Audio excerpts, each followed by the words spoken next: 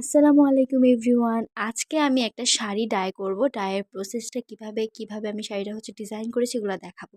তো সর্বপ্রথম আমি এখানে একটা হাফ সিল্কের সাদা শাড়ি নিয়ে নিয়েছি। দেন এটাকে মাঝখান থেকে টিপ দিয়ে আটকে নিয়েছি, কারণ আমি মাঝখানে হোয়াইট রাখবো এবং দুই পাশে দুইটা কালার রাখবো।